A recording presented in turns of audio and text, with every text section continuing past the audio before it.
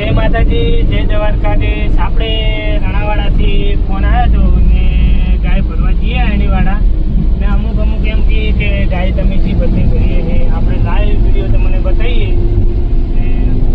ને ગાય માટે આપણે જીવ આપવા તૈયાર છીએ।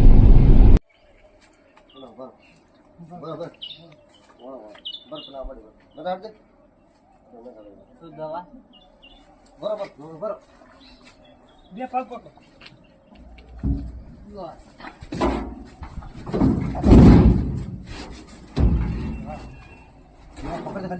ઉપાડો તમે